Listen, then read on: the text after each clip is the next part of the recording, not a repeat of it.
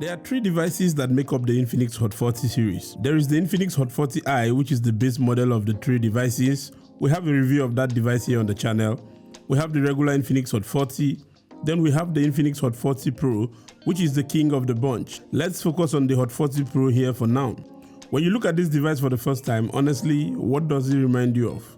Like, which phone comes to your mind once you see the Infinix Hot 40 Pro? I want you to write that answer down. You're going to tell me later on in the video.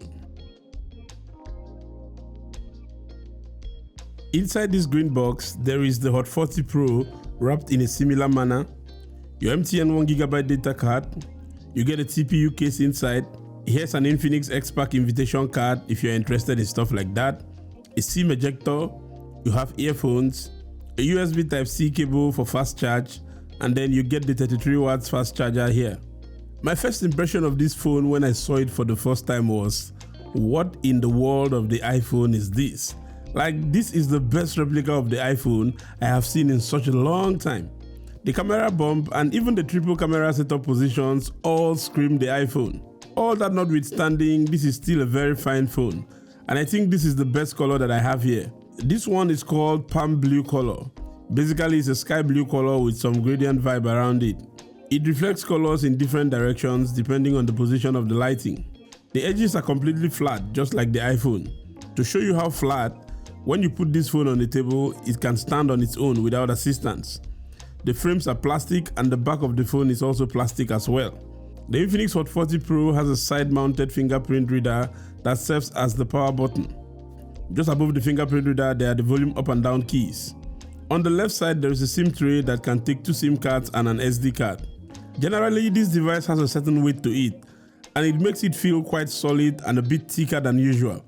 You know how heavy and how weighty the iPhone is. Just imagine that kind of feeling. That's how this device feels when you hold it for the first time. At the bottom, there is a USB Type-C port. You have a headphone jack. This device is one of the very few devices that still maintains the headphone jack. There is a speaker outlet here, and there is another speaker at the top of the Hot 40 Pro, meaning this phone has stereo speakers. One thing that has really caught my attention here is the display of this phone. Specs wise, this is a 120Hz 6.6 inches LCD panel with the hole punch cut out.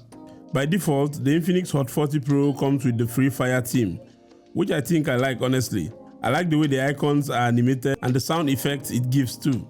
The refresh rate on this phone is 120Hz, but you have the option to drop it down to 90Hz or even to 60Hz if you want to.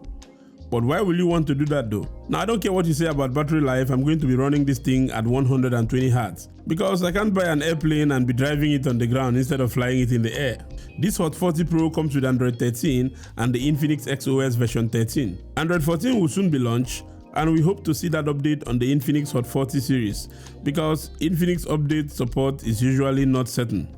This phone still comes with bloatwares, and so far I have counted about 20. The good news is you can delete the ones you don't want and keep the ones you find useful or you want. The display seems smooth enough for the price and the category of the device. The Infinix Hot 40 has just one storage option in the Nigerian market, and I think in most markets too. This version has 8GB RAM in the phone and then another 8GB virtual RAM. The internal storage is 256GB. The powerhouse on the Infinix Hot 40 Pro is the MediaTek Helio G99 chipset. So far, the performance of this phone has been good. Day-to-day activities has been super smooth. I tried out my favorite game, which is Call of Duty, on this phone, and the performance has been okay. If you want to talk about how much battery this device comes with, you have a 5000 mAh battery. The device has 33 watts fast charging support, and it comes with that 33 watts fast charging brick in the box, like I showed you from the beginning of the video when we were unboxing it. Now, this battery is easily a half-day battery or an all-day battery, depending on the kind of settings you opt for. Like, for instance, you can choose to set it to 60Hz, which will save you more battery, or if you are stubborn like me, you leave it at 120Hz, which will consume more battery. Now, for the cameras of this phone, you get a 108 megapixel main lens, and that is all that really matters, because I don't think the other two lenses work, and even if they work, they don't really do much to be noticed. And then the selfie camera is 32 megapixel. This phone doesn't shoot 4K videos, it only shoots videos at 1080p or at 2K. And it also has a dedicated 108 megapixel mode. Now, here are some sample photos I've taken. Guys, just let me know in the comments what you think.